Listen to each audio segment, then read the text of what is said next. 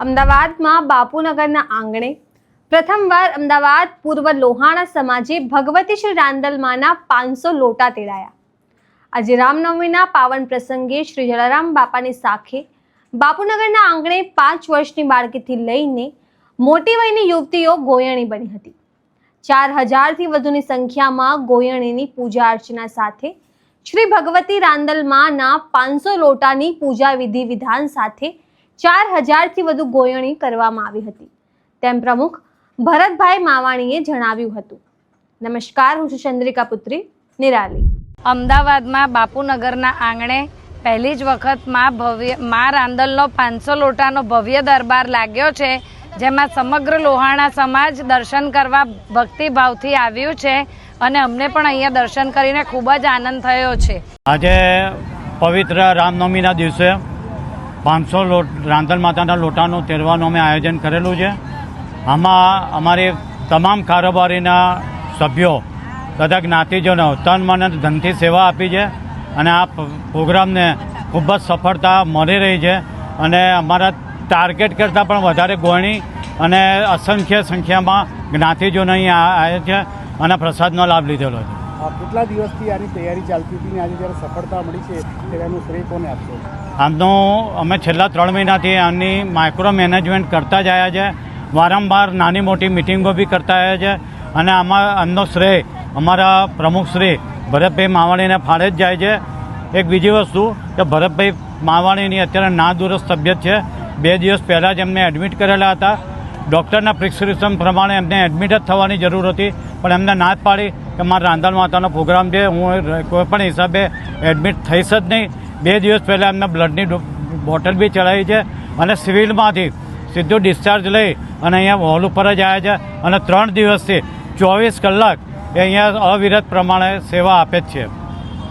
ખાસ કરીને જ્યારે આટલો મોટો કાર્યક્રમ સફળ થયો અને અમદાવાદમાં કદાચ સુવર્ણ અક્ષરે લખાશે, લોહાણા સમાજે પહેલી જ વાર 500 લોટાનું આયોજન કર્યું। 500 લોટાનું આયોજન આપણે અમદાવાદ ખાતે મારા હિસાબે પહેલી વાર થયેલું છે અને આ પ્રોગ્રામ કોઈ કરેલો બી નથી। કરવાનું તો બહુ દૂરની વસ્તુ છે, પણ અમદાવાદમાં જેટલી બધી સંસ્થાઓ ચાલે છે એમાં આ બાબતનો કોઈને વિચાર પણ નથી આવ્યો અને અમારા પ્રમુખ શ્રી ભરતભાઈ માવાણીને આ બાજુ વિચાર આવ્યો અને આ કારોબારીની અંદર આ પ્રશ્ન મૂક્યો।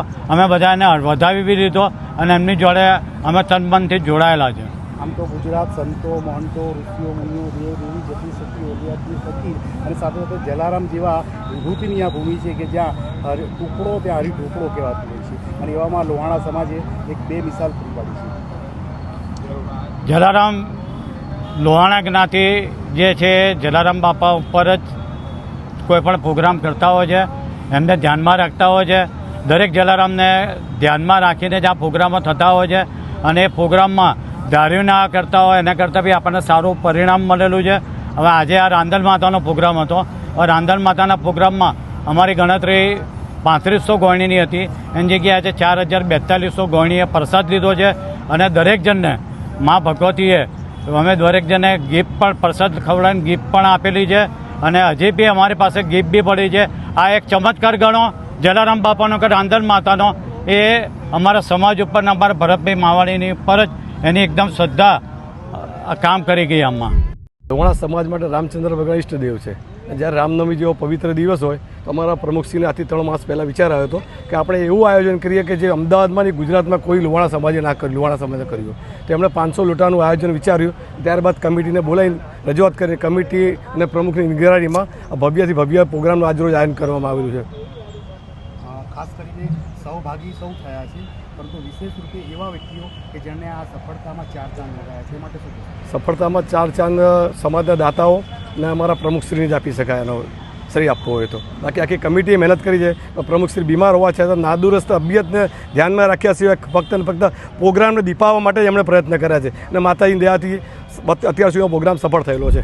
આજે સવારે રાંદલમાની પૂજા નથી, ત્યારબાદ રામ ભગવાનની પૂજા નથી, કારણ કે આજે રામનવમી છે, પવિત્ર તહેવાર છે અને ત્યારબાદ 4000 ગોળણીની પૂજન કર્યું અને ત્યારબાદ ભોજન પ્રસાદ 4000 ગોળણી આરોગ્ય।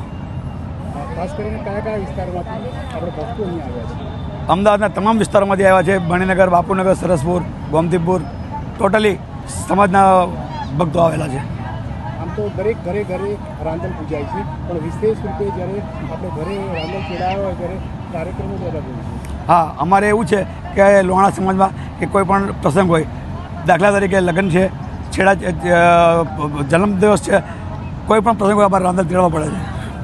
અમદાવાદના ઇતિહાસમાં પહેલી જ વાર એક સાથે 500 રાંદલ ચડાયા છે. હા, અમદાવાદમાં ઇતિહાસમાં પહેલી વાર તહેવાર છે. કઈ રીતે એનું આયોજન કરવામાં આવ્યું, કેટલા દિવસથી તૈયારી ચાલતી? આ છેલ્લા 1.5 મહિનાથી તૈયારી ચાલે છે અને આ પ્રસંગને દીપાવવા માટે અમારી તમામ કારોબારી જહેમત ઉઠાવેલી છે. તમે આ વિશે શું વિચારો છો કમેન્ટ કરીને જણાવો. અત્યાર માટે બસ આટલું જ. સમાચારની લગતી વધુ અપડેટ્સ માટે અમારી વેબસાઇટ www.gujaratplus.in પર પણ માહિતી મેળવી શકો છો. ધન્યવાદ.